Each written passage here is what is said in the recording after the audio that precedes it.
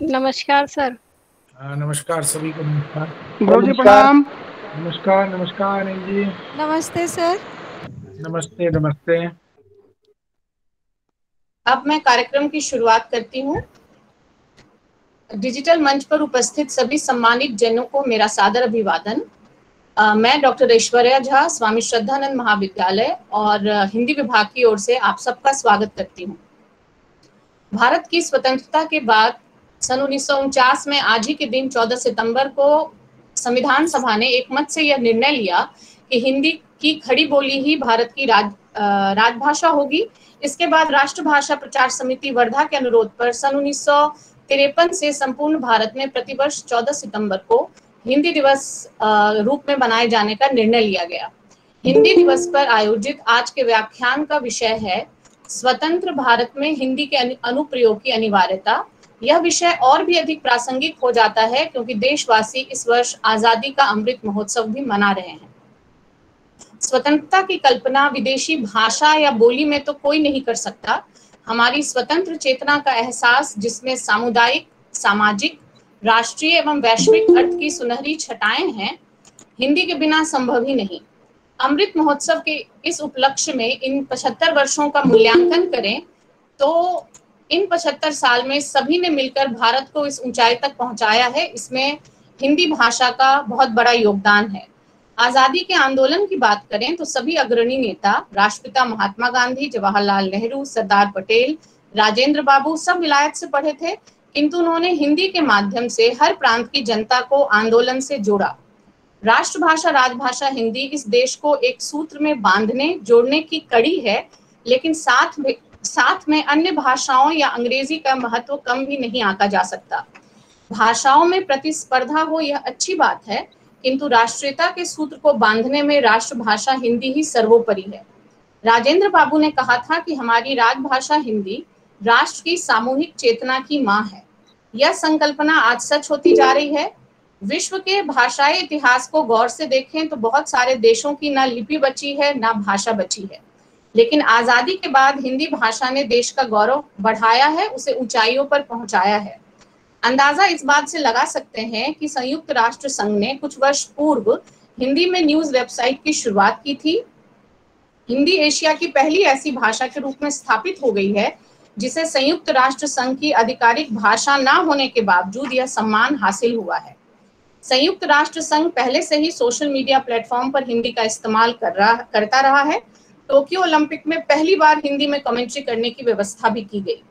आज हिंदी 12 से अधिक देशों में बहुसंख्यक समाज की मुख्य भाषा है। आज 7 समुद्र पार तक 1/4 दुनिया में उसका परचम लहरा रहा है। अमेरिका, इंग्लैंड, जर्मनी, दक्षिण Africa, Nepal, Mauritius, New Zealand, Singapore, Yemen, Uganda, इन 10 देशों में हिंदी भाषी भारतीयों की जनसंख्या 2-3 करोड़ है। Fiji, Guyana, Suriname, tobacco, Trinidad तथा अरब अमीरात, इन 6 देशों में हिंदी को अल्पसंख्यक भाषा के रूप में संवैधानिक दर्जा प्राप्त है। हिंदी हमारा राष्ट्र गौरव है और इस भाषा के अग्रणी प्रोफेसर एवं चिंतक में से एक प्रोफेसर श्री पूरन चंद टंडन जी हमारे बीच जुड़ चुके हैं। मैं उनका महाविद्यालय की ओर से स्वागत करती हूँ और कार्यक्रम की औपचारिक शुरुआत करते हुए मैं विद्या की अधिष्ठात्री देवी सरस्वती वंदना के लिए श्वेता को आमंत्रित करती हूँ। श्वेता। नमस्ते। नी रे गा रे सा पा मा गा रे नी रे सा। माई शारदा वंदना है तुम्हारी। माई शारदा वंदना है तुम्हारी। शरण तेरी आए माँ, शरण तेरी आए माँ, तेरे पुजारी। माई शारदा वंदना है तुम्हारी। सा सा सा सा सा सा सा नी रे गा गा गा गा गा गा गा रे गा मा मा मा मा मा मा मा सा ने पा मा गा रे सा रे ग म पा मिल जाए जो हमको तेरा सहारा माँ मिल जाए जो हमको तेरा सहारा माँ भंवर में भी तुमने मुझको दिखाया किनारा भंवर में भी तुमने मुझको दिखाया किनारा जागूं या सो मैं देखूं जागूं या सो मैं देखूं मूरत तुम्हारी माई शारदा वंदना है तुम्हारी माई शारदा वंदना है तुम्हारी सा सा सा सा सा सा सा नी रे गा गा गा गा गा गा गा रे गा मा मा मा मा मा मा मा सा रे पा मा ग रे सा रे ग म पा तेरा शुक्रिया मेरा जीवन सवारा माँ तेरा शुक्रिया मेरा जीवन सवारा माँ कभी ना नजर से हो ये ओझल नजारा नैया स्वरों की लगा दो नैया स्वरों की लगा दो पार हमारी माई शारदा वंदना है तुम्हारी माई शारदा वंदना है तुम्हारी। धन्यवाद। धन्यवाद श्वेता। मैं महाविद्यालय के प्राचार्य प्रवीण गर्ग सर क्योंकि छुट्टी पे हैं, उनके स्थान पर मैं कॉलेज के वरिष्ठतम अध्यापक कॉमर्स विभाग के Shri R N Srivastava sir से अनुरोध करूंगी कि वो आकर यहाँ पर कार्यक्रम की शोभा बढ़ाएं और 2 शब्द कहें।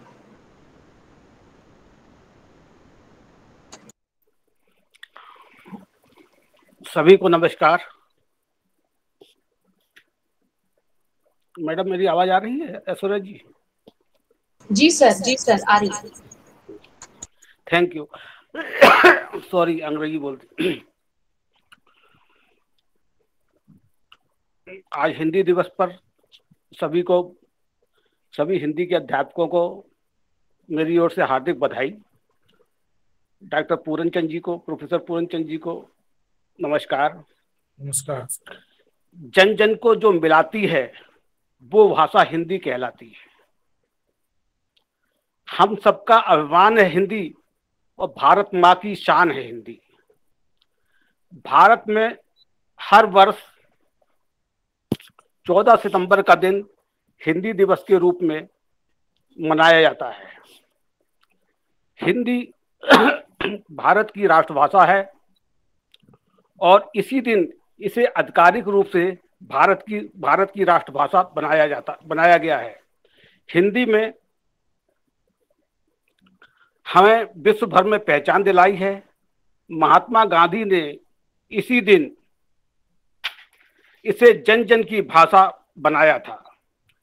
सन 1948 में गांधी जी ने हिंदी साहित्य सम्मेलन हिंदी को राष्ट्रभाषा बनाने के लिए जोर दिया था। भारत वर्षों तक अंग्रेजों का गुलाम रहा और इसका प्रभाव भारत की भाषाओं पर भी पड़ा। हिंदी का प्रचार प्रसार करना हर भारतवासी का कर्तव्य है। विश्व में आज हर तीसरा व्यक्ति हिंदी बोलता है। हिंदी भाषा नहीं, भाव की अभिव्यक्ति है। हर मातृभूमि पर मर मिटने की शक्ति है। एक कविता के माध्यम से मैं हिंदी का थोड़ा बताना चाहता हूँ। परतंत्रता के अपमान को भुलाने हेतु स्वाधीनता का अभिमान भी जरूरी है। परतंत्रता के अभिमान को भुलाने हेतु स्वाधीनता का अभिमान भी जरूरी है। हिंदी राष्ट्रभाषा हुई, किंतु सत्य है कि अन्य भारतीय भाषाओं का ज्ञान भी जरूरी है। सदियों जो अंग्रेजी जुल्म के शिकार रहे, ऐसे दुखियों का उत्थान भी जरूरी है। और अब जो अंग्रेजी को निज भाषा मानते हैं, उनके व्यक्तित्व की पहचान भी जरूरी है। मैं बस इतना कहना चाहता हूं कि अगर जनता और सरकार संकल्प कर ले कि राष्ट्र जीवन के हर क्षेत्र में स्वभाषा और राष्ट्रभाषा को प्राथमिकता देंगे, तो भारत 21वीं सदी में एशिया की सबसे बड़ी सदी बनकर निकलेगा। धन्यवाद। धन्यवाद सर। अब मैं हिंदी विभाग की प्रभारी डॉक्टर प्रतिभा राणा से अनुरोध करूंगी कि वो आकर इस कार्यक्रम के बारे में 2 शब्द कहें। सभी को मेरा अभिवादन। टंडन सर को, आदरणीय टंडन सर को हार्दिक अभिनंदन। हिंदी दिवस है तो सब हिंदी पर बात करें, तो विषय प्रतिपादन से पहले या विषय पे थोड़ा सा ध्यान देने से पहले मैं कुछ एक छोटा सा व्यंग्य है। मेरी आवाज क्लियर आ रही है?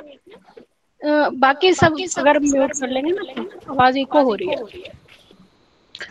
तो छोटा सा व्यंग्य 2 मिनट 1-1.5 मिनट का है, तो मैं वो पढ़ना चाहूंगी कि जिसमें मैं लिखती हूँ कि उन महानुभावों को भी हिंदी दिवस की शुभकामनाएं जो ना ढंग से अंग्रेजी जानते लेकिन उसके मोहपाश में बंधे रहते हैं।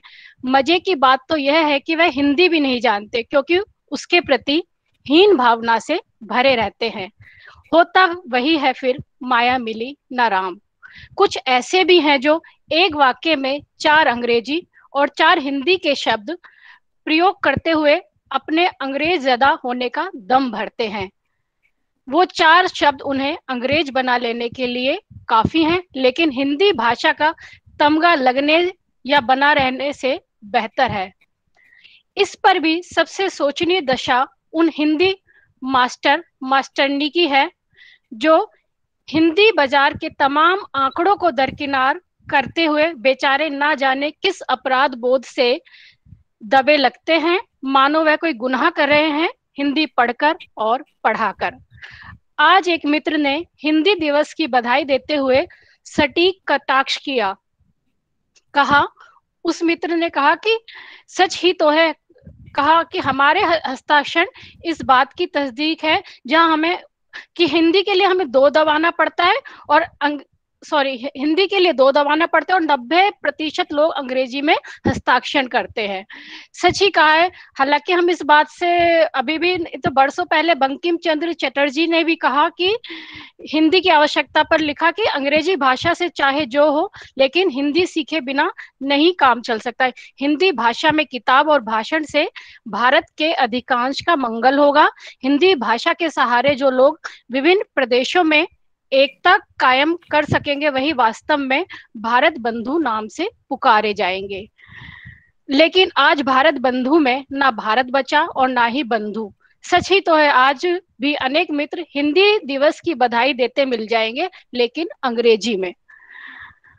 बातें तो बहुत है, हम आप सभी शामिल हैं इसमें, लेकिन सार यही है कि ज्यादा से ज्यादा हिंदी का प्रयोग करें।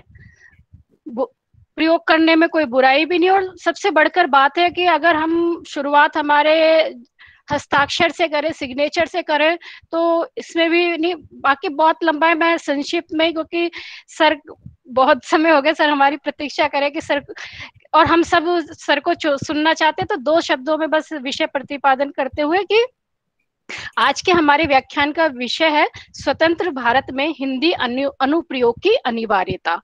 व्यवहारिक हिंदी का सबसे बड़ा गुण या विशेषता है उसकी अनुप्रयोगता, प्रयोजनीयता। जीवन के अलग अलग क्षेत्रों में हिंदी का विशिष्ट रूप व्यवहारिक के अनुसार अनुप्रयुक्त होता है। अनुप्रयुक्तता की दृष्टि से हिंदी के व्यवहारिक रूपों को हम राजभाषा, कार्यालय, वाणिज्यिक, व्यावसायिक, वैज्ञानिक तथा प्रौद्योगिकी क्षेत्रों में प्रयुक्त हिंदी का समावेश होता है। मूलतः प्रयोजन मूलक हिंदी की अपनी विशेषता है। प्रयोजन परक तकनीकी शब्दावली तथा पदावली होती है जो सरकारी कार्यालयों, मानविकी, तंत्र ज्ञान, विज्ञान, अंतरिक्ष विज्ञान तथा कंप्यूटर आदि सभी ज्ञान एवं विविध शास्त्रों की शाखाओं को सार्थक अभिव्यक्ति प्रदान करती है। इस कारण व्यवहारिक हिंदी की अपेक्षा प्रयोजन मूलक हिंदी अधिक तर्कसंगत, वैज्ञानिक तथा सार्थक मानी जा सकती है। इसमें व्याप्त अर्थवत्ता और मूल्यवत्ता से हम सभी परिचित हैं। ज्यादा समय ना लेते हुए, बहुत समय वैसे ले लिया, मैं यही अपनी वाणी को विराम देती हूँ और सर का वक्तव्य सुनने के लिए मैं और मेरे साथ सभी साथी जो है वो बहुत उत्सुक है।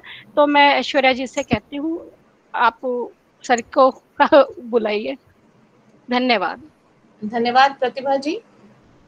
विशिष्ट वक्ता का परिचय कराने से पूर्व मैं ये कहना चाहूंगी, जब आप अपने गुरु का परिचय करने की जिम्मेदारी निभा रहे हों तो मन में एक अंतर्द्वंद आता है कि कम शब्दों में कैसे करें।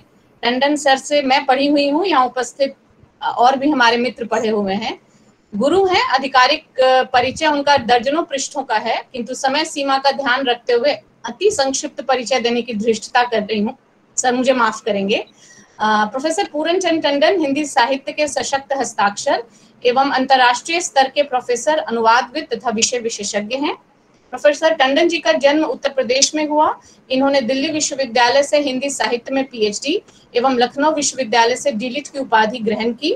प्रोफेसर टंडन लंबे अरसे से दिल्ली विश्वविद्यालय के हिंदी विभाग में प्रोफेसर के रूप में अध्ययन अध्यापन कार्य करते हुए अनेक साहित्यिक तथा अनुवाद सेवी सरकारी तथा गैर सरकारी संस्थाओं यथा भारतीय अनुवाद परिषद, नव उन्नयन साहित्यिक सोसाइटी आदि के माध्यम से हिंदी की यात्रा में लगे हुए हैं। हिंदी साहित्य, अनुवाद, मीडिया, समसामयिक मुद्दों पर अनेक पुस्तकों का लेखन तथा संपादन उन्होंने किया है।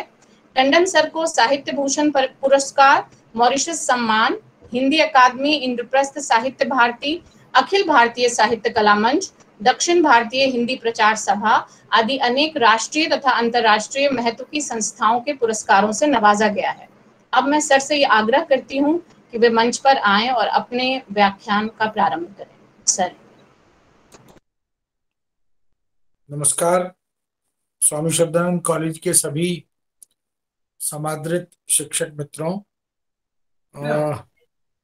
प्राचार्य जो कि संभवतः आज अवकाश पर हैं, प्रवीण जी, और आदरणीय डॉक्टर RN श्रीवास्तव जी, जिन्होंने अभी बहुत ही संक्षेप में लेकिन बहुत सारगर्भित बातें हमारे समक्ष रखी।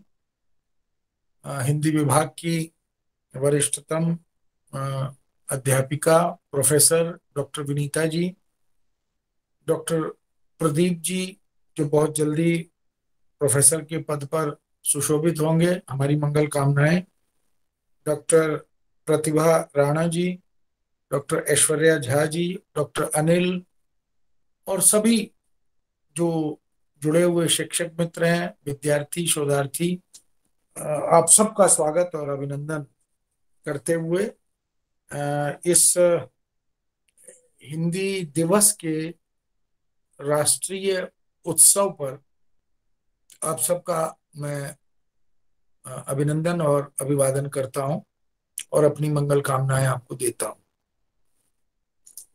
गर्व की बात यह है कि यह दिन भी बहुत गौरवशाली है और मांगलिक दिवस भी है। आज कई तरह से कहीं कहीं आज राधाष्टमी का उत्सव भी मनाया जा रहा है और निश्चित रूप से यह मंगल तो है ही, और हिंदी के लिए तथा हिंदी से जुड़े सभी देशवासियों के लिए और हिंदी में उतरने और शामिल होने के लिए जो आतुर हैं, जो बेचैन हैं, उन सब के लिए वास्तव में ये एक महत्वपूर्ण दिवस है।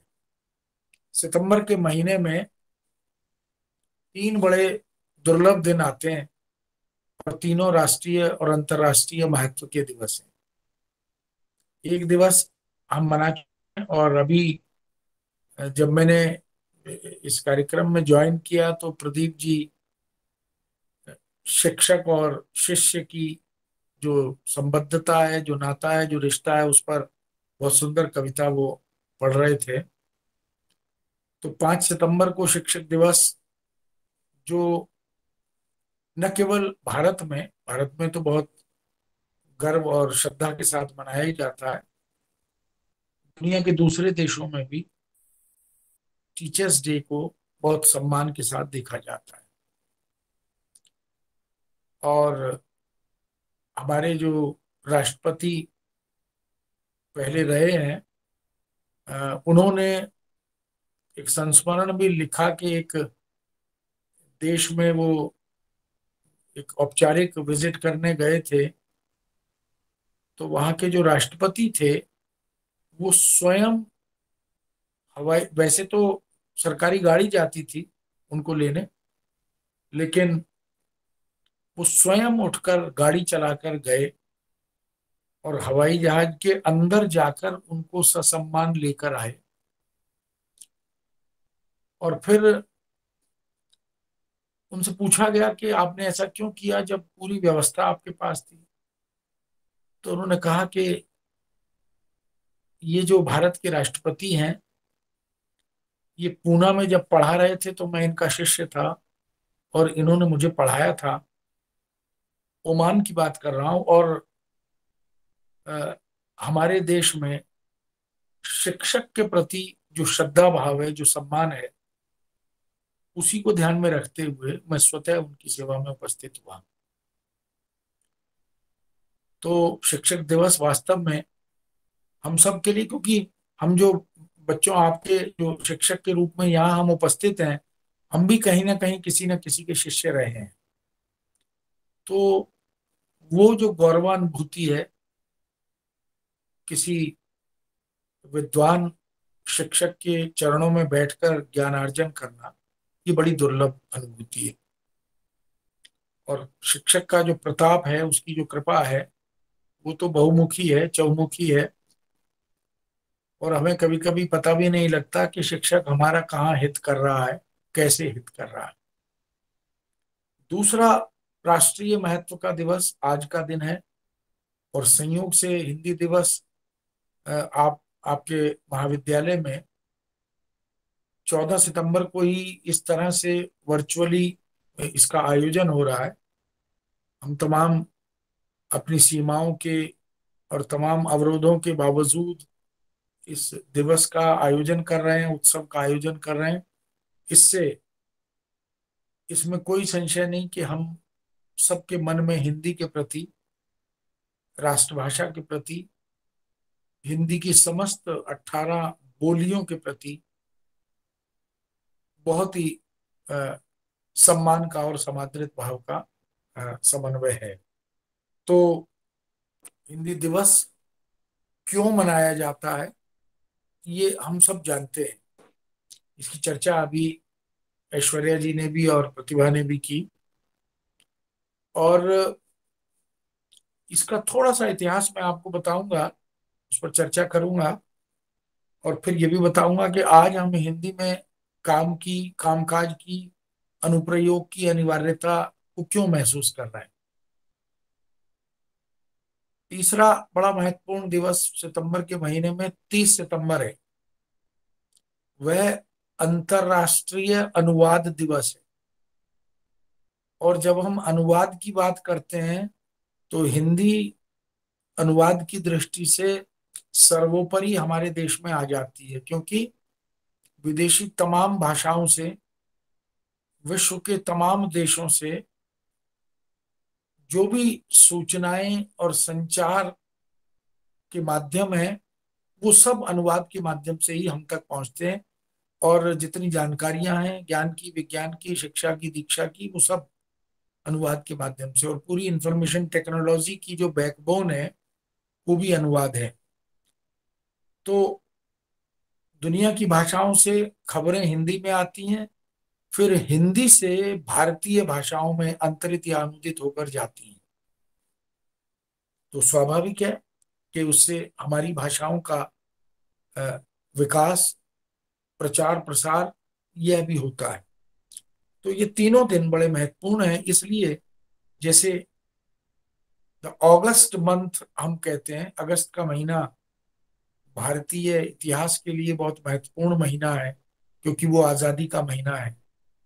ऐसे ही सितंबर का महीना भी, जो अगस्त के एकदम बाद आता है, वो राष्ट्रीय महत्व के उत्सव और आयोजनों का महीना माना जाता है। तो हम सब के मन में एक गौरव की अनुभूति इन तीनों राष्ट्रीय पर्वों के संदर्भ में रहनी चाहिए। ये हिंदी दिवस या हिंदी सप्ताह या हिंदी पखवाड़ा या हिंदी माह, आज मैंने एक दो जगह कुछ लोगों को बोलते हुए, वर्चुअल मीटिंग थी, गोष्ठी थी, चर्चा परिचर्चा थी, तो मुझे बहुत बुरा लगा। उन्होंने उसको श्राद्ध पर्व से जोड़ दिया कि ये महीना श्राद्ध का महीना है और हम हिंदी की बात करके और हिंदी की गोष्ठी चर्चा परिचर्चा करके एक तर्पण का भाव मन में रख के उसे वहीं छोड़ देते हैं और उसके बाद फिर अगले श्राद्ध पर्व की प्रतीक्षा करते हैं। इस तरह की बात उन्होंने कही तो मुझे बुरा लगा और मैंने उनको थोड़ा सा प्रताड़ित किया और उनको बताया कि श्राद्ध में और श्रद्धा में कुछ अंतर करना होगा आपको। अगर आप श्राद्ध कर्म में शामिल हैं तो आपको सोचना पड़ेगा कि आप क्यों शामिल हैं। तो पहली बात जो मैं आपके समक्ष रखना चाहता हूं इस प्रसंग के माध्यम से, कि भाषा जो है वह व्यक्ति के व्यक्तित्व को प्रतिबिंबित करती है। आपने अपने शिक्षकों में, परिकर में, परिवार में, मित्रों में, कॉलेज की मंडली में ये देखा होगा कि जिनकी भाषा बहुत उत्कृष्ट है, सुसंस्कृत है, परिवर्धित और परिशोधित है और मर्यादित है, लेखन में या मौखिक भाषा में किसी भी रूप में, अगर वो हमारे मनोमस्तिष्क पर आच्छादित हो जाते हैं अपनी भाषा के कारण, तो उनके प्रति हमारा सम्मान और बढ़ जाता है। हम भाषा संबंधी समस्त समस्याओं और चुनौतियों का निदान खोजने के लिए उनकी शरण में जाते हैं। मैंने तो प्रशासनिक व्यवस्था में देखा, किसी को किसी टिकलिश लेटर का उत्तर देना हो और कैसे देना है, इसके लिए वो सर्च करता है, वो खोजता है कि भाई इसका उत्तर मैं किससे बनवाऊं। ये बहुत तकनीकी भी है और समस्या मूलक भी है। तो फिर लोग सजेस्ट करते हैं कि देखो आप फला व्यक्ति के पास जाइए, वह आपके इस पत्र का उत्तर, इस वार्निंग चेतावनी पत्र का उत्तर आदि आदि वो बनवाएगा। अगर कोई बहुत खराब और भ्रष्ट बोलता है, अमानक बोलता है, त्रुटिपूर्ण और दोषपूर्ण बोलता है, तो भी हम उसकी पहचान कर लेते हैं और चर्चा परिचर्चा में हम कहते हैं कि ये इसकी भाषा बड़ी खराब है, ये गाली गलौज के बिना बात ही नहीं करता, ये व्यक्ति बड़ा एक तरह से भाषा भ्रष्ट व्यक्ति है। तो मूल बात क्या है कि व्यक्ति के व्यक्तित्व की पहचान जैसे उसकी मौखिक और लिखित भाषा से होती है, उसके अभिव्यक्ति कौशल से होती है, ऐसे ही राष्ट्र की अस्मिता की पहचान दुनिया के मंच पर उसकी भाषा से होती है।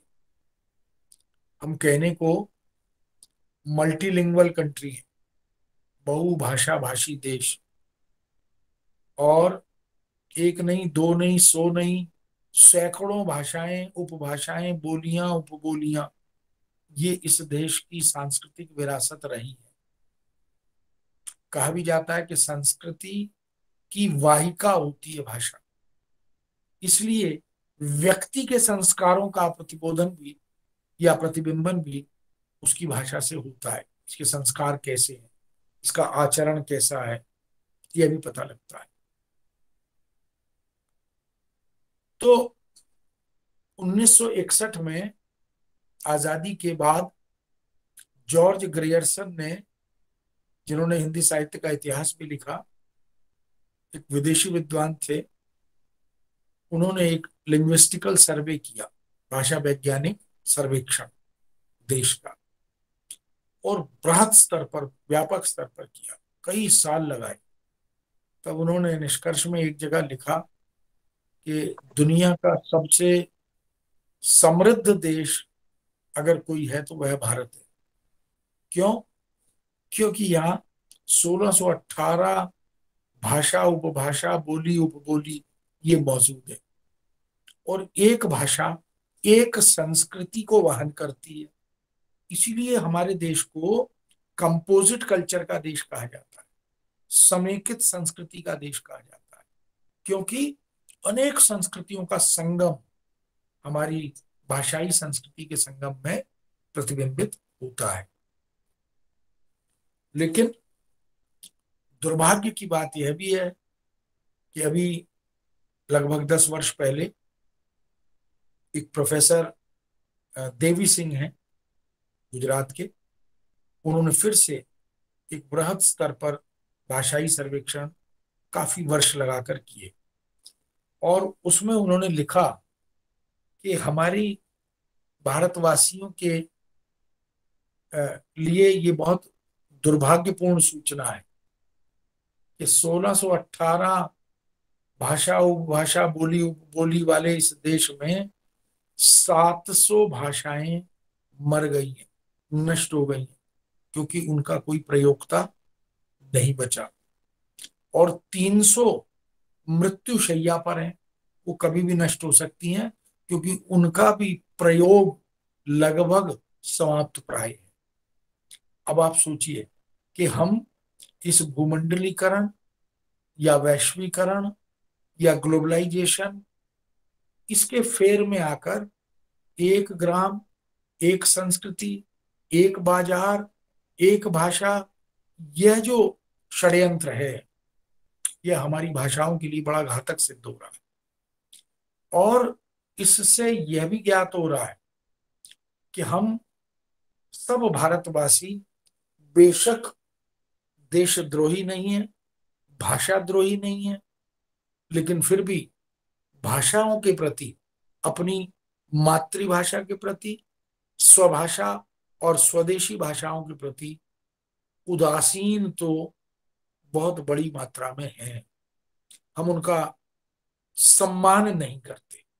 सम्मान करने की आवश्यकता है, और यह सम्मान केवल सारस्वत वंदना से या फूलमाला अर्पित करने से या धूप दीप जलाकर 2-4 शब्द मां सरस्वती के चरणों में अर्पित करने से, इससे नहीं होगा।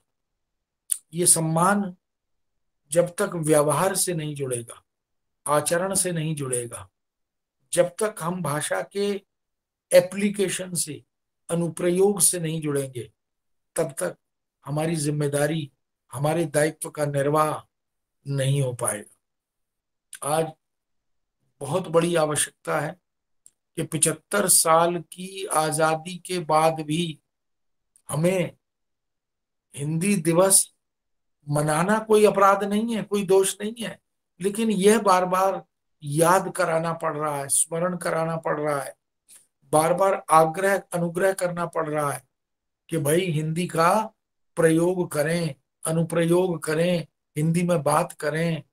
ये बहुत बड़ी आवश्यकता आज है। जब हमारे देश के प्रधानमंत्री थे माननीय श्री अटल बिहारी वाजपेयी जी, तो उन्होंने विज्ञान भवन से हिंदी दिवस पर संबोधित करते हुए एक बहुत सुंदर सी उक्ति कही थी। उन्होंने कहा कि इस देश का और यहाँ के देशवासियों का सबसे बड़ा दुर्भाग्य यही है कि यहाँ के लोग हिंदी की बात तो सब करते हैं, लेकिन हिंदी में बात कोई नहीं करता। तो जब तक हिंदी में बात की संस्कृति विकसित नहीं होगी, तब तक हिंदी का विकास नहीं हो पाएगा। तब तक हम हिंदी की गति, प्रगति और नयन उन्नयन, इसकी चिंता करते रहेंगे। आपको याद होगा जयशंकर प्रसाद ने चंद्रगुप्त नाटक में एक पात्र से एक संवाद कहलवाया, बड़ा सुंदर और प्रासंगिक है। उनका पात्र कहता है कि मनुष्य की सबसे बड़ी विडंबना क्या है। मनुष्य की सबसे बड़ी विडंबना है कि समझदारी आने तक यौवन चला जाता है। जब तक अकल आती है तब तक शरीर शिथिल पड़ने लगता है। अब अगर 75 वर्ष में भी समझदारी नहीं आएगी तो फिर कब आएगी? ये सोचने का, विचार करने का मुद्दा है। मित्रों, आपको आश्चर्य होगा कि हिंदी का इतिहास 1100 वर्ष का इतिहास है। अगर हम आरंभिक काल में, आदि काल में जाएं, तो जिस हिंदी की वकालत और बात आज हम कर रहे हैं, उसका बीज वपन तो अमीर खुसरो ने कर दिया था। हमने बचपन में बहुत सी पहेलियां, बहुत सी मुकरियां अमीर खुसरो की पढ़ी हैं।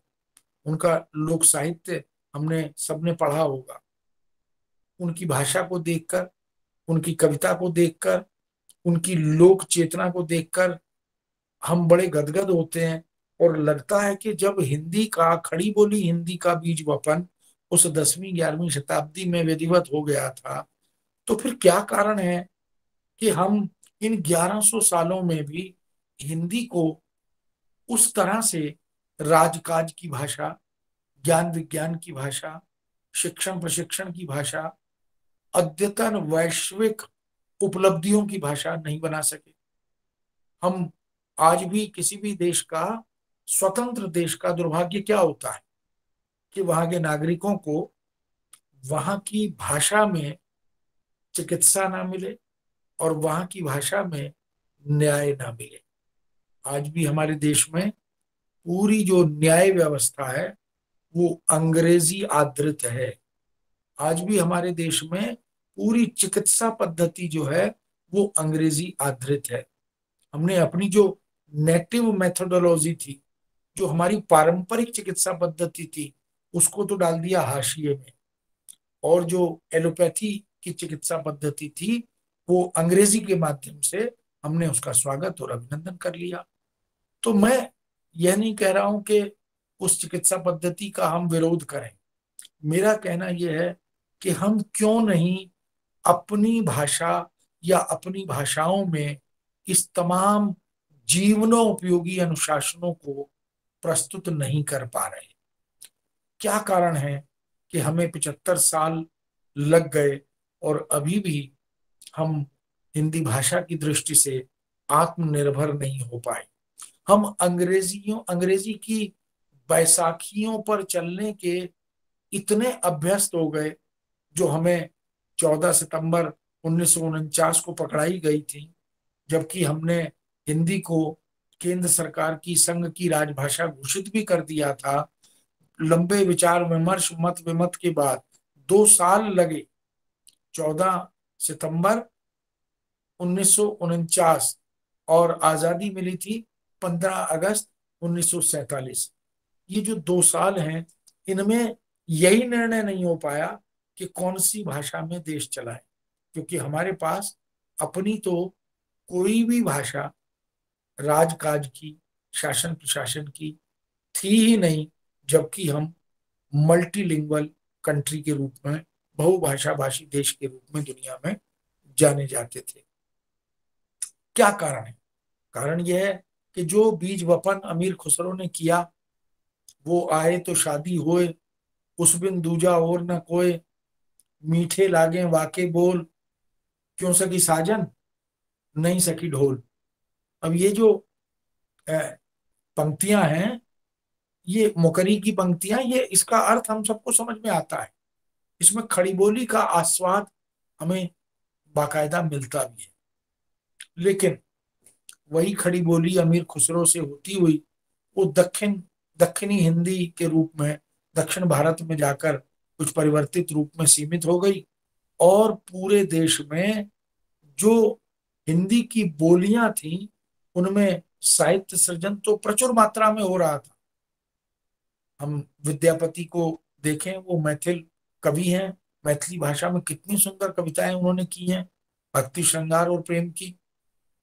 और इसी तरह भक्तिकाल और रीतिकाल के कवियों को, लेखकों को हम देखें साहित्य सृजन में तो उन्हें कोई शासन प्रशासन रोक नहीं सका, क्योंकि वो तो संवेदनाओं की भाषा है और संवेदनाओं की अभिव्यक्ति से कोई शासन रोक नहीं सकता।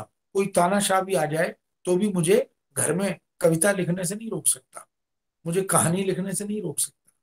तो उस आदिकाल में, भक्ति काल में, जो जिसने विश्व स्तरीय कवि दिए, तुलसी जैसा रचनाकार, न भूतो न भविष्यति, सूरदास जैसा कृष्ण भक्ति काव्य का प्रवर्तक, आचार्य और कवि, कितनी अद्भुत कविताएं शुक्ल जी ने लिखा के ऐसा लगता है जैसे सूरदास माँ के हृदय का कोना कोना झांका है। तो वात्सल्य में कोई तुलना विश्व में सूर की नहीं कर सका। और ऐसे ही कबीर जैसे संत कवि को देखें, नानक को देखें, दादू को देखें, सुंदर को देखें, नामदेव को देखें, रैदास को देखें, संत माने एक बड़ी परंपरा कवियों की हमें हमारे पास है, जो दुनिया के बड़े बड़े कवियों को का मुकाबला कर सकते हैं। लेकिन दुर्भाग्य से हमने एक लंबी गुलामी देखी। मध्यकाल मुगल काल था, मुगलों ने हमें हमारी भाषा में कोई काम नहीं करने दिया।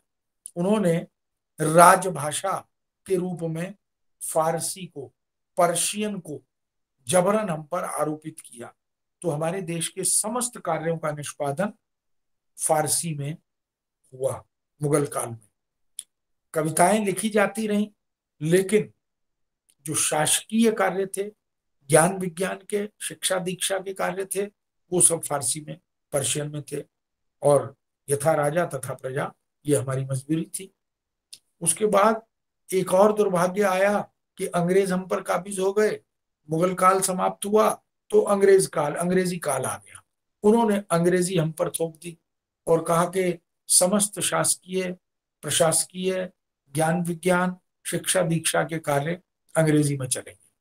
उसका दुष्परिणाम यह हुआ कि हम अंग्रेजी दा मानसिकता से आक्रांत हो गए। मैकाले की जो भाषा नीति थी और हमारी संस्कृति, भाषा, सभ्यता, इसको नष्ट करने की एक सुनियोजित जो जो तैयारी थी, उसका एक परिणाम यह आया कि धीरे धीरे हम उर्दू और फारसी से निकलकर अंग्रेजी के चंगुल में फंस गए। और फिर अंग्रेजी से ही हमारे बड़े बड़े राजनेता, जो स्वतंत्रता सेनानी थे, जो बैरिस्टर थे, वो बैरिस्ट्री विदेशों से जाकर, इंग्लैंड से जाकर करके आए, तो उनके लिए वो गौरव का विषय था। अब मूल समस्या जो हमें देखने को मिलती है वो लगभग 18वीं और 19वीं शताब्दी के आसपास आकर दिखाई देती है, जब आधुनिकीकरण और आधुनिकता का आह्वान होने लगा था। जब हमें भारतवासियों को ये लगने लगा था कि हमें आजाद होना है, आजादी हमारा मूल अधिकार है और हम उसके लिए कुछ भी करें वो हम करेंगे, इस तरह की एक धारणा और मानसिकता बनने लगी थी। और सड़कों का निर्माण, वाहनों का आगमन, उद्योगों की स्थापना और आयात निर्यात और उदारीकरण, इन सारे कारणों को अगर हम देखें तो हम देख सकते हैं कि भाषाई दृष्टि से भी परिवर्तन की, आधुनिकीकरण की एक आवश्यकता का अनुभव किया जाने लगा। ये जो पारंपरिक भाषाएं थी, जो हिंदी की बोलियां थी, इनको अब धीरे धीरे उपेक्षित करने का, इन्हें हाशिए पर ले जाने का एक सुनियोजित अभियान भी चलने लगा था। इसी दौरान सिखों के दशम गुरु गुरु गोबिंद सिंह का साहित्य जगत में जब आगमन हुआ, हम जानते हैं कि उन्होंने, उनके परिवार ने देश की आजादी के लिए जो बलिदान किया है वो अतुलनीय है। कोई उस तरह के बलिदान की परिकल्पना भी नहीं कर सकता, लेकिन उन्होंने किया। वो संत भी थे, वो योद्धा भी थे, इसलिए कलम और तलवार दोनों के धनी थे। और उससे भी बड़ी बात ये कि उन्होंने एक एक धर्म गुरु की तरह समाज चेतना को जागृत करने का, भारतीय लोगों के मनोमस्तिष्क को झकझोरने का एक बड़ा काम भी किया था। दशम ग्रंथ नाम से उनकी सारी रचनाएं संग्रहित हैं। एक रचना उन्होंने चंडी चरित भी लिखी थी, हो सकता है आप में से कुछ लोगों ने जरूर पढ़ी हो। और उस रचना का जो वास्तविक प्रयोजन था सृजन का, वह भारतीय राष्ट्रीय चेतना था, वह जातीय चेतना था। उन्होंने भारतवासियों को एक जाति के रूप में स्थापित किया था। और इसीलिए वो कहते थे, उन्होंने लिखा, हमने दुर्गा सप्तशती का स्मरण और हमें होगा चर्चा उसकी, आप जानते होंगे, संस्कृत की बड़ी प्रसिद्ध रचना है 700 दोहों की, छंदों की दुर्गा सप्तशती। और उसी से प्रेरित होकर चंडी चरित उन्होंने लिखी। उसी का बहुत छोटा लघु संस्करण हम घर में दुर्गा चालीसा के रूप में भी देखते हैं। तो एक के बाद एक दैत्य आते हैं और देवता पराजित हो जाते हैं, और देवता पराजित होकर रोते धोते फिर माँ पार्वती के पास जाते हैं, भगवान शिव के पास जाते हैं कि भाई हमारी धन संपदा सब लूट ली, राजपाट छीन लिया और हमें निकाल दिया और हमारे बहुत सारे लोगों को गुलाम बना लिया, आदि आदि। फिर पार्वती जो शक्ति का रूप है, वो फिर नव दुर्गा को, नव शक्तियों को एकत्रित करती हैं और फिर से दानवों के साथ संघर्ष करती हैं, फिर राजपाट छीन कर दे देती हैं। तो कभी शुंभ निशुंभ से पराजित होते हैं, कभी धूम्र लोचन से पराजित होते हैं, कभी तीसरे चौथे, ऐसे अनेक दैत्य बार बार आते हैं और देवताओं को पराजित करते हैं। इसी सेंट्रल आइडिया को गुरु गोविंद सिंह ने ग्रैब किया और उन्होंने कहा कि जब तक आप इसी तरह विभक्त रहोगे, किसमें, भाषा भेद, जाति भेद, धर्म भेद, लिंग भेद, आयु भेद, जब तक इन भेदों में घिरे रहोगे तब तक आजाद नहीं हो सकते। आजाद होना है तो एक ध्वज के नीचे ये सारे भेद भुलाकर आना होगा। और संकेत सीधा सीधा मेरा है कि जब हम आजाद हुए तो 2 साल लगे हिंदी को राजभाषा घोषित करने में, क्योंकि सबके अपने अपने आग्रह थे, सबकी अपनी अपनी जिद थी कि हमें तमिल को राजभाषा बनाना है, तेलुगु को बनाना है, मराठी को बनाना है, गुजराती को बनाना है, आदि आदि। एक लिंग्विस्टिकल सर्वे उस समय का इस जो विमत थे उनके समाधान के रूप में किया गया, और ये देखा कि संवाद और संपर्क के रूप में पूरे देश को कश्मीर से कन्याकुमारी तक कौन सी भाषा जोड़ती है, इसका सर्वे कराया जाए। तो सर्वे हुआ और पाया गया कि हिंदी ही है जो पूरे देश को संस्कृति से, सभ्यता से, रस्म रीति रिवाजों से, परंपराओं से, आचरण व्यवहार से और परस्पर विचार विनिमय से अगर कोई भाषा जोड़ती है तो वह हिंदी है। एक अच्छी बात हुई कि वो सारे मत विमत भुलाकर सारे स्वतंत्रता सेनानियों ने एक मत से, एक मत का मतलब वन वोट नहीं है, एक मत का मतलब है यूनैनिमसली, सर्वसम्मति से निर्णय लिया कि हिंदी ही इस देश की राजकाज की भाषा होगी।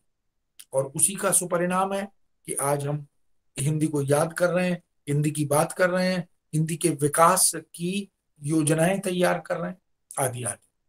मित्रों, पहली आजादी की लड़ाई जो मंगल पांडे के नेतृत्व में लड़ी गई, उसमें जो लोग शामिल थे, तात्या तोपे थे, महारानी लक्ष्मीबाई थी और बहुत सारे लोग अलग अलग भाषा क्षेत्रों से भी थे।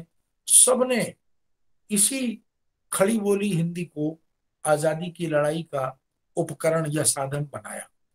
वो हम उस पहले संघर्ष में, पहली स्वतंत्रता की लड़ाई में भले ही पराजित हुए हो, लेकिन बीज वपन हो गया और ये संदेश दुनिया में चला गया कि भारत अब आजाद होगा, इसे कोई रोक नहीं सकता। इसी सब का विकास हमें प्रारंभिक आधुनिक कालीन युग में, आधुनिक कविता और गद्य में, क्योंकि आधुनिक काल को हम गद्य काल भी कहते हैं, और उस समय जो 1000 साल की कविता का इतिहास था उसमें भक्ति, प्रेम, नीति और प्रकृति और चारण काव्य, प्रशस्ति काव्य और शास्त्रीय काव्य, इन सब का सृजन हो रहा था।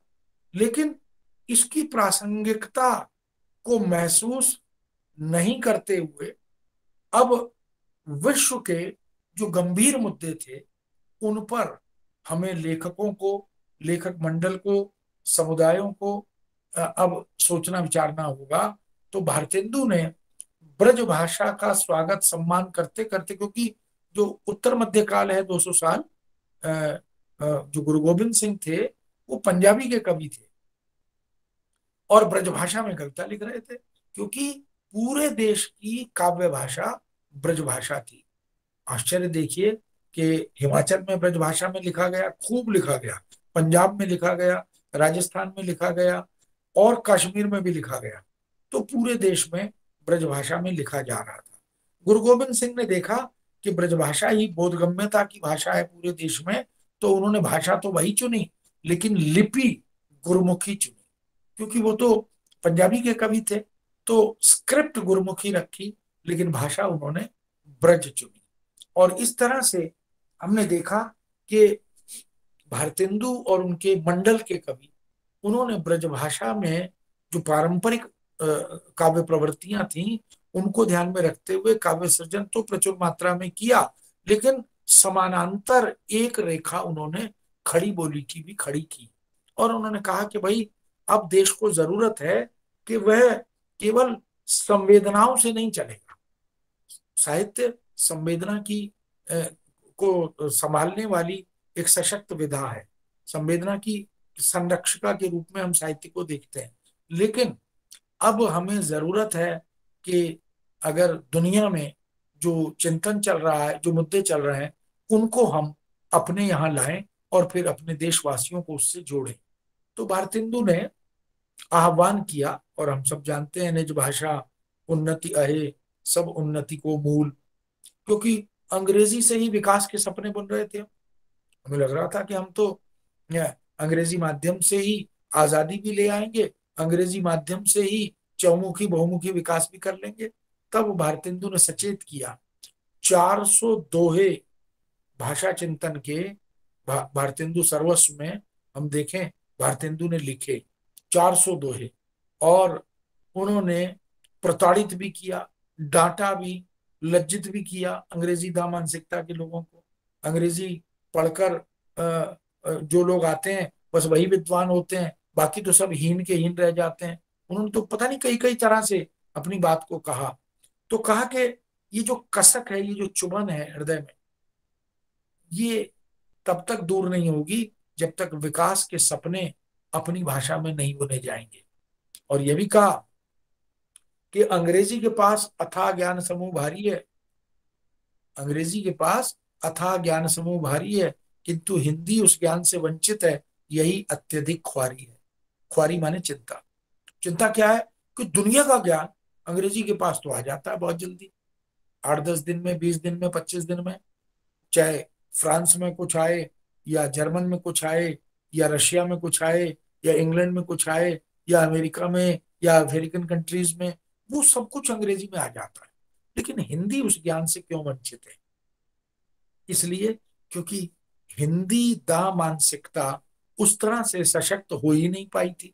अंग्रेजी दा मानसिकता ने हिंदी को और हिंदी दा मानसिकता को आक्रांत कर दिया था, भयभीत हो गए थे लोग। और उन्हें लगता था अंग्रेजी पढ़े बिना तो हम पढ़े लिखे लगेंगे ही नहीं, हम तो भारतीय भाषाओं से अनपढ़ दिखाई देंगे। एक इस तरह की मानसिकता बन गई थी। तो भारतेंदु ने अनुवाद के माध्यम से विश्व ज्ञान को आत्मसात करने का मार्ग प्रशस्त किया। और उन्होंने कहा कि अब केवल कविता नहीं, अब नाटक लिखो, अब उपन्यास लिखो, अब आत्मकथा और जीवनी लिखो, अब संस्मरण, रेखाचित्र और यात्रा वृत्तांत लिखो, और अब अनुवाद करो। और जो कुछ दुनिया में घट रहा है उस सब को मौलिक रूप से या अनुदित रूप से हम अपनी भाषा में और अपनी भाषा से भारतीय भाषाओं में ले जाएं, जिससे अवेयरनेस आए, जागृति आए, आजादी का सपना उसी से साकार हो पाएगा। इस तरह से ये बात आगे बढ़ी भारतेंदु मंडल के कवियों ने बहुत विधिवत उनका साथ दिया। और फिर आगे चलकर महावीर प्रसाद द्विवेदी युग आया और उस युग में प्रवर्तक द्विवेदी जी बने और उन्होंने तो अद्भुत कार्य कर डाला। वो एक खड़ी बोली हिंदी के प्रहरी बनकर, प्रणेता बनकर, प्रवर्तक बनकर हमारे सामने आए और उन्होंने तो समस्त पारंपरिक भारतीय भाषाओं में लिखने वालों को हतोत्साहित कर दिया। उन्होंने कहा मैं सरस्वती में प्रकाशित ही वह करूंगा जो खड़ी बोली में लिखा होगा। लोगों ने कहा हमें तो खड़ी बोली में लिखने का अभ्यास नहीं है। तो उन्होंने कहा आप जैसा लिख सकते हो लिखो, उसको मैं संपादित करूंगा, संशोधित करूंगा और आपके नाम से ही प्रकाशित करूंगा। इसलिए आप सब लिखो और वो पारंपरिक विषय छोड़ दो।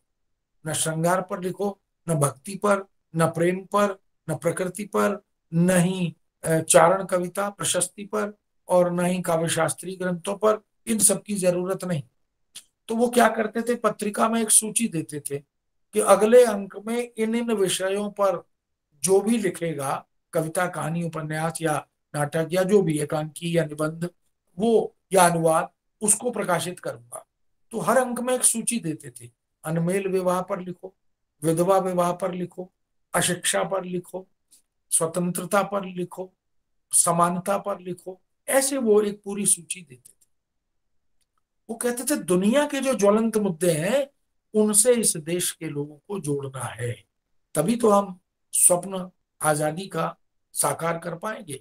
और इस तरह से द्विवेदी युग में द्विवेदी जी के साथ जो रचनाकार थे उन सब ने मिलकर बड़ा क्रांतिकारी काम किया। आधारशिला रखी हिंदी, खड़ी बोली हिंदी की, भारतेंदु हरिश्चंद्र और उनके मंडल के कवियों ने। उस पर एक विराट विशाल भवन निर्माण कर दिया महावीर प्रसाद द्विवेदी और उनके साथ काम करने वाले रचनाकारों ने, कवियों, लेखकों ने। उन्हीं महावीर प्रसाद द्विवेदी ने एक एडिटोरियल में लिखा था कि मेरा विरोध अंग्रेजी दा मानसिकता के लोगों से कदापि नहीं है, मेरा विरोध तो उनसे है जो हिंदी की कीमत पर अंग्रेजी के पक्षधर हैं। ऐसे लोगों को मैं उसी दृष्टि से देखता हूं जो अपनी गुणवती माँ का अपमान करके किसी रूपवती पर स्त्री के चंगुल में फंस जाते हैं। तो अंग्रेजी रूपी रूपवती पर स्त्री, इसने हमारे देशवासियों को, युवाओं को जकड़ लिया और हमने अपनी माँ का यानी मातृभाषा और स्वभाषा और स्वदेशी भाषाओं का अपमान किया। इसमें कोई संशय नहीं। उसके बाद छायावाद युग आया और छायावादी कवियों ने उस जो एक संरचना बनी थी भवन की, उसको सुसज्जित करने का, सजाने संवारने का, परिशोधित परिवर्धित करने का काम किया। भाई जो फिनिशिंग होती है घर की तो वही जरूरी होती है। तो उन्होंने संस्कृत निष्ठ भाषा, सुसंस्कृत भाषा, बड़ी मर्यादित भाषा, और आपको याद होगा कि पारसी थिएटर के लोगों ने इसीलिए तो प्रसाद का और उनके नाटकों का, उनकी रचनाओं का, छायावादी कवियों के लेखन का बड़ा भारी विरोध किया था, षड्यंत्र किया था, क्योंकि वो तो बहुत बेहुदे भोंडे नाटकों से अपनी दुकान चला रहे थे। और ये जो भारतीय गौरव गाथाओं का प्रशस्ति गान करने वाली रचनाएं आई, हमारे ऐतिहासिक प्रदेय को स्मरण कराने वाली रचनाएं आई, उन सब के आने से उन्हें लगा हमारी दुकान बंद हो जाएगी। तो पोस्टरबाजी हुई, प्रोपेगेंडा हुआ, जुलूस निकले, आदि आदि। तो प्रसाद ने काव्य कला और अन्य निबंध नामक पुस्तक में एक लेख भी लिखा और उसके प्रारंभिक अनुच्छेद में ही लिखा कि मेरे नाटक इक्के तांगे वालों के लिए नहीं है, यानी जिनको बहुत सस्ता मनोरंजन चाहिए भाषा और साहित्य से, जिनको अपनी अभिरुचि का परिष्कार नहीं करना, उनके लिए पारसी थिएटर खुला हुआ है। ये बात विशेष रूप से मैं क्यों उल्लेख की मैंने, क्योंकि आज हिंदी का बड़ा वर्ग, सो कॉल्ड इंटेलेक्चुअल्स, तथा कथित प्रबुद्ध लोग, जिनको वस्तुतः हिंदी के साहित्येतर अनुप्रयोग के क्षेत्रों की जानकारी और समझ नहीं है, वो मंच से खड़े होकर सस्ती लोकप्रियता अर्जित करने के लिए ये बात बार बार दोहराते हैं। हमारे बच्चे उसी से घबरा जाते हैं कि हिंदी बड़ी दुरूह है, हिंदी बड़ी क्लिष्ट है, उसे सरल बनाइए, उसे जन सामान्य की भाषा बनाइए, आदि आदि। उन मूर्खों को ये पता नहीं है कि हिंदी नहीं, दुनिया की कोई भाषा अगर अवधारणात्मक होगी, कंसेप्चुअल होगी, शब्दावली वाली होगी, तो वह सामान्य भाषा की शब्दावली से नितांत भिन्न होती ही है। और दुनिया की कोई भाषा न कठिन होती है न सरल होती है, वस्तुतः भाषा परिचित होती है या अपरिचित होती है। जो हमें, जिससे हम परिचित हैं, जो हमें आती है, वो हमारे लिए सरल है, जिससे हम परिचित नहीं है वो हमारे लिए कठिन है। अब अगर हम सीखना ही नहीं चाहते, पढ़ना ही नहीं चाहते, भाषा अर्जित ही करना नहीं चाहते, तो फिर दुनिया में कोई भाषा सरल नहीं लगेगी। और भाषा कमाई जाती है, अर्जित की जाती है। भाषा हमें कोई एंसेस्ट्रल प्रॉपर्टी नहीं है कि मेरे पिताजी हिंदी के प्रोफेसर थे, वो जाते जाते मुझे इस प्रोफेसर की दुकान पर बिठाकर चले गए कि भैया तुम संभालो। ऐसा नहीं है। इसलिए जरूरत इस बात की है कि हम इसके मनोविज्ञान को समझें और देखें कि हिंदी भाषा जो है उसका वह रूप, वह स्वरूप जो छायावादियों ने गढ़ा, वह वास्तव में इस पूरी आगे की हिंदी की विकास यात्रा की एक बड़ी मजबूती उसको देने वाला वो बन गया और उसके बहुत सारे आयाम उजागर हो गए। यही छायावादी कवि हैं जिन्होंने सैकड़ों अंग्रेजी के मुहावरों के क्रिएटिव ट्रांसलेशन किए, सृजन धर्मी अनुवाद मुहावरों के, क्योंकि मुहावरे लोकोक्ति जो है वो सांस्कृतिक धरोहर होते हैं, उनका अनुवाद बड़ा कठिन होता है, उन्होंने किया। एक मैं आपको उदाहरण दे रहा हूं, हम जब किसी को सर्टिफिकेट देते हैं तो उसमें लास्ट में लिखते हैं ना, we wish you for your bright future. उसका छायावादी कवियों ने अनुवाद किया, हम आपके उज्जवल भविष्य की कामना करते हैं। ब्राइट फ्यूचर का अनुवाद आज कोई करेगा तो चमकीला भविष्य करेगा, लेकिन उन्होंने कहा नहीं, एक सहजता, एक विश्वसनीयता, वह भी अनुदित हिंदी में आनी चाहिए। ऐसे अनेक उदाहरण हमें मिलते हैं जहां निराला ने, प्रसाद ने, महादेवी ने, पंत ने बहुत सा काम ऐसा किया। और इसी युग में बच्चन और रामकुमार वर्मा आदि, इन्होंने बहुत बड़े स्केल पर, देखो, उपन्यास, कहानी, नाटक, एकांकी, रेखाचित्र, संस्मरण, डायरी, जीवनी, आत्मकथा, यात्रा वृत्तांत, अनुवाद, ये सारी विधाएं मुखर हो गई। तो भाषा के जो डायमेंशंस थे, जो आयाम थे, वो मजबूत हो गए। इसलिए खड़ी बोली हिंदी सशक्त हो गई, आत्मनिर्भर हो गई। और इसे जन जन तक पहुंचाने का, लोकप्रिय बनाने का, घर घर में प्रविष्ट कराने का काम मुंशी प्रेमचंद ने किया। जो काम भारतेंदु और द्विवेदी युग में देवकी नंदन खत्री ने किया था, जिनकी रचनाओं को पढ़ने के लिए लोगों ने हिंदी सीखी थी, ट्यूशंस लगाई थी, कोचिंग सेंटर गए थे, वही कार्य अब प्रेमचंद ने हिंदी को लोकप्रिय बनाने के क्षेत्र में दिशा में किया था। तो कह सकते हैं कि प्रेमचंद ने आजादी तक लाकर हिंदी को इस रूप में पहुंचा दिया कि अब हिंदी के प्रति जो संशय था वह खत्म हो गया और एक भरोसा विकसित हुआ। इसीलिए आजादी के समय जो राजभाषा का निर्णय हुआ उसमें इस पूरी विकास यात्रा की भूमिका बहुत महत्वपूर्ण है। अगर ये न होता, वो जो मैत्रीशरण गुप्त कहते हैं ना, हम कौन थे क्या हो गए और क्या होंगे अभी, आओ बैठे विचारेंगे समस्याएं सभी, तो हम क्रमशः कैसे आगे बढ़ते गए, हमने कैसे भाषा को, शब्द संपदा को समृद्ध किया, हमने कैसे 47 के बाद बड़े बड़े संकट आए, 49 के बाद और बड़े संकट आए कि न डिक्शनरी है, न ग्लॉसरी है, न टर्मिनोलॉजी है, न पारिभाषिक शब्दावली हमारे पास है, न प्रयुक्तियां हैं, न टिप्पणियां हैं, न पद नाम विभागों के नाम हैं। तो हम हिंदी में काम कैसे करें? राजभाषा बना तो दिया, लेकिन काम कैसे करें? तो इन सब क्षेत्रों में कार्य करने का आह्वान किया गया। शब्दावली निर्माण के लिए 1960 में जाकर एक बड़ा राष्ट्रीय महत्व का निर्णय लिया गया कि सरकार की एक संस्था बनाई जाए जिसको हम CSTT के नाम से जानते हैं, commission for scientific and technical terminology.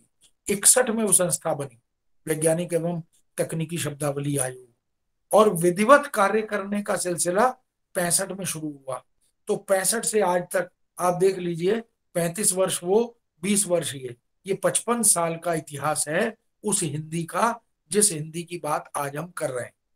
वो 1000 साल की संवेदना की और सभ्यता की और कविता की भाषा हिंदी की बात हम नहीं कर रहे, क्योंकि कविता की भाषा में कोई ऑफिशियल लेटर नहीं लिखा जा सकता। प्रिंसिपल को पत्र लिखना हो तो हम कविता में तो नहीं लिख सकते।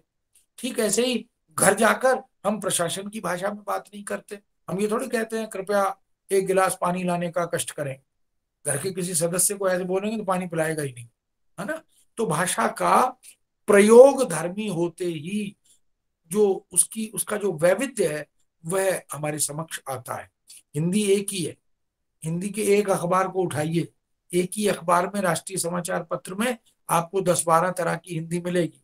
अपराध समाचार की भाषा अलग है, शैक्षिक समाचारों की अलग है, सांस्कृतिक समाचारों की अलग है, एडिटोरियल या संपादकीय की भाषा अलग है, और खेलों की भाषा अलग है, बाजार की भाषा अलग है, शेयर मार्केट की भाषा अलग है, सबकी शब्दावली अलग है, सबका वाक्य विन्यास अलग है। ये अंतर तो रहता है।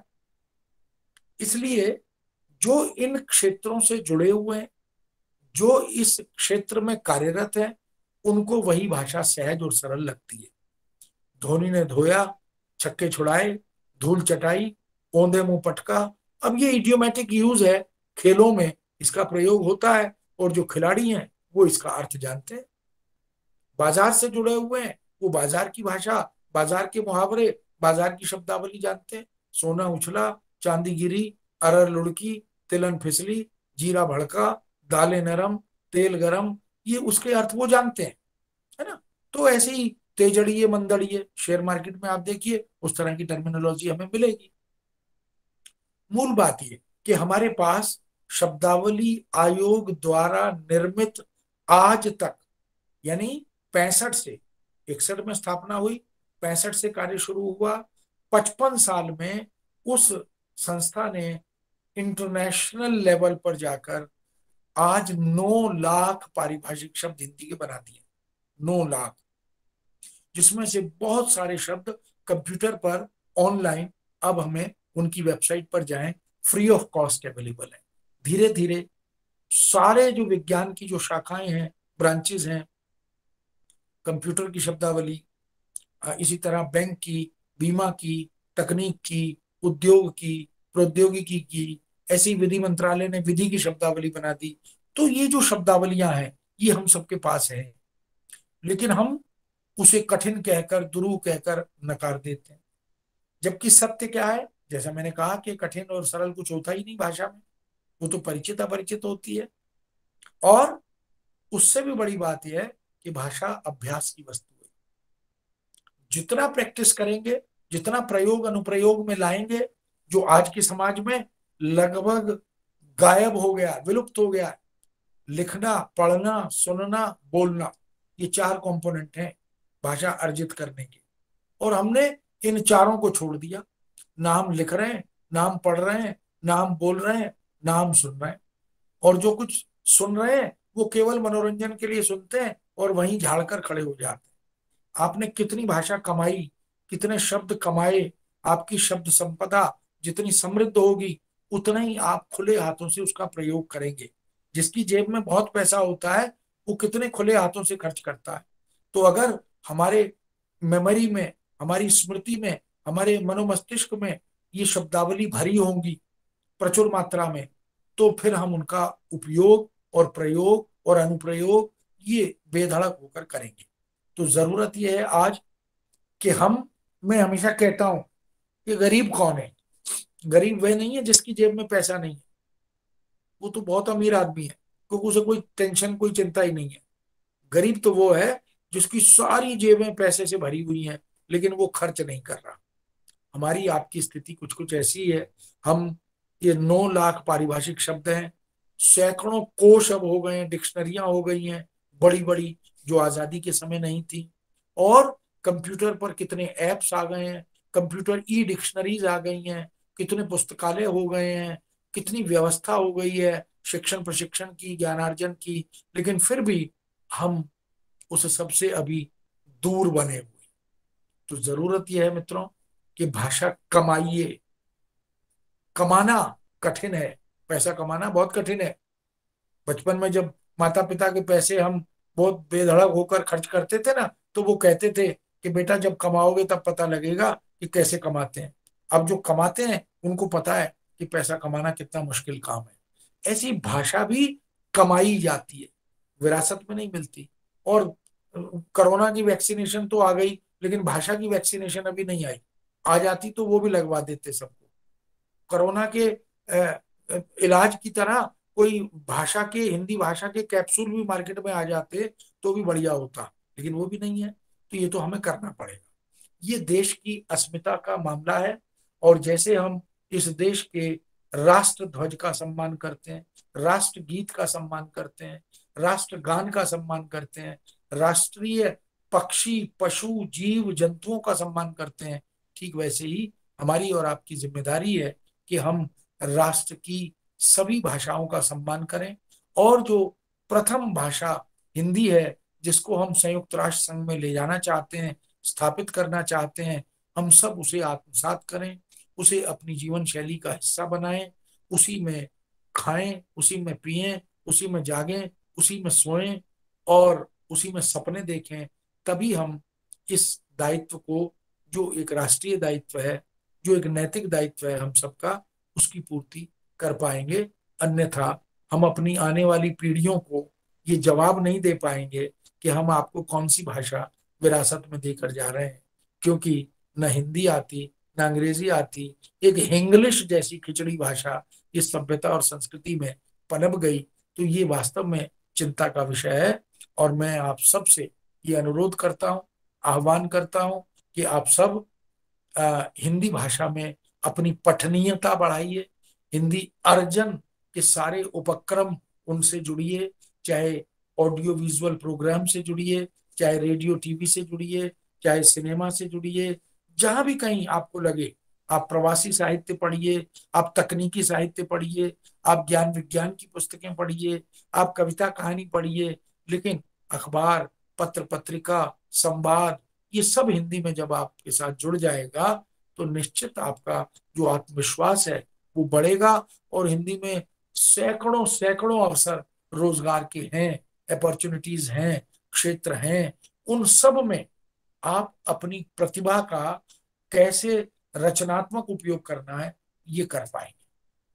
तो मित्रों, अपनी बात को यहीं विराम देता हूं।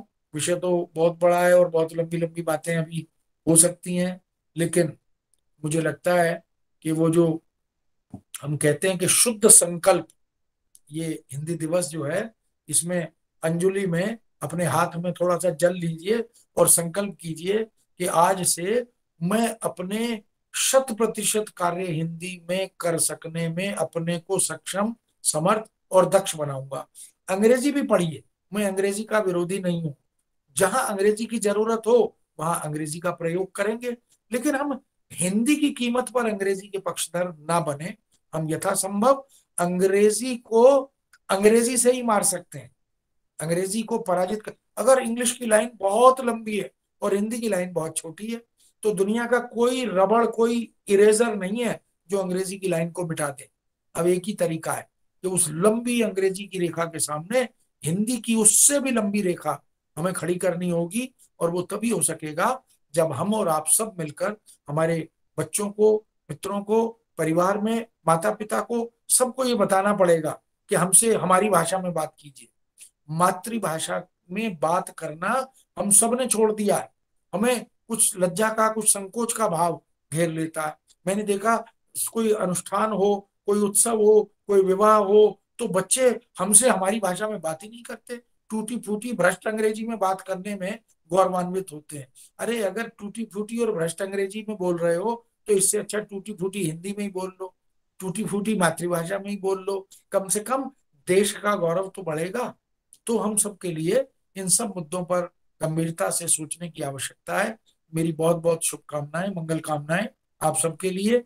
और हिंदी को हमें संयुक्त राष्ट्र संघ में जल्द से जल्द स्थापित करना है। इस संकल्प के साथ मैं आपसे विदा लेता हूं। नमस्कार।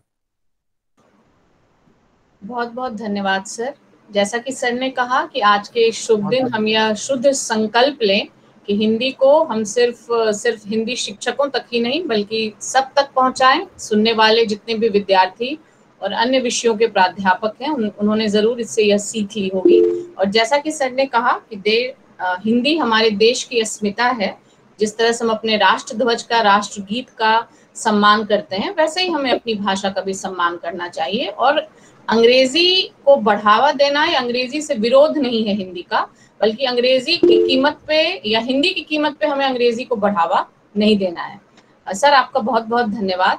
अब मैं औपचारिक धन्यवाद के लिए हिंदी विभाग से डॉक्टर अनिल कुमार को बुलाना चाहूंगी कि वह सर का धन्यवाद ज्ञापन करें।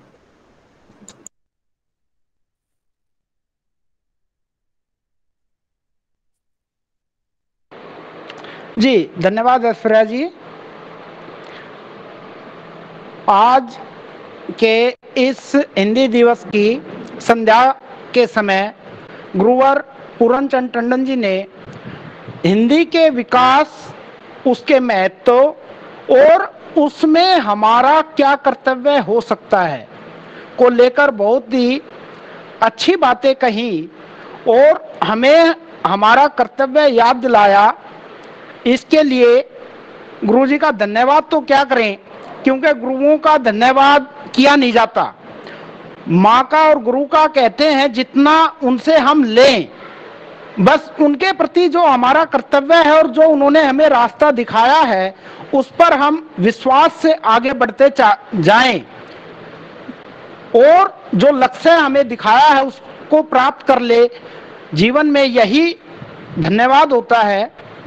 तो हिंदी के विषय में हिंदी दिवस से पहले शिक्षक दिवस और हिंदी दिवस के बाद जो अंतर्राष्ट्रीय अनुवाद दिवस आता है और उसमें हमारा हिंदी के जो पाठक हैं और पाठक के साथ साथ विद्यार्थी, शिक्षक सभी का ये कर्तव्य है कि हम अपने ईमानदारी के साथ हिंदी को संयुक्त राष्ट्र संघ की भाषा बनाने के लिए कृत संकल्प हों और इसे केवल, जैसा बहुत सारे लोग कहते हैं, कई तरह के मजाक भी उड़ाते हैं, जिन्हें 69, 79, 89 में का भेद नहीं पता उन्हें भी हिंदी दिवस की शुभकामनाएं और जिन्हें पता है उन्हें भी।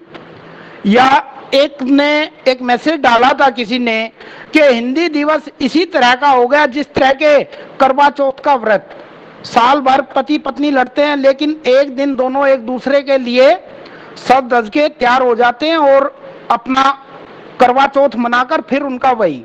ऐसी स्थिति ना हो और ये हमारे आचार विचार में हिंदी के प्रति यदि समर्पित होंगे हम तो ऐसा नहीं है। सबसे पहले धन्यवाद औपचारिक रूप से करें डोली जी और प्रदीप सर का, जिन्होंने अपनी कविताओं के साथ इस कार्यक्रम का शुभारंभ किया। इसके बाद श्वेता, हमारी एक होनहार विद्यार्थी जिसने सरस्वती गायन किया। डॉक्टर RN श्रीवास्तव जी, जिन्होंने अपने थोड़े से शब्दों में बहुत ही प्रभावशाली हमें हमारा काम बताया, उसके लिए प्रतिभा राणा जी विभागाध्यक्षा का भी बहुत बहुत धन्यवाद। जो शिक्षक साथी विभिन्न कॉलेजों से और हमारे कॉलेज के हिंदी के अतिरिक्त, हिंदी विभाग के अतिरिक्त जुड़े, उनका भी धन्यवाद। और सबसे अधिक धन्यवाद उनका जो विद्यार्थी आज जुड़कर इस कार्यक्रम से जुड़े और निश्चित रूप से हमारे साथ साथ उन्हें भी हिंदी का महत्व के विषय में पता चला होगा। और गुरुवर टंडन जी को सुनना, बार बार सुनना, हर बार कुछ ना कुछ नया सीख देती है। उसके लिए गुरुजी को धन्यवाद तो क्या कहूँ, सादर प्रणाम। धन्यवाद ऐश्वर्या जी।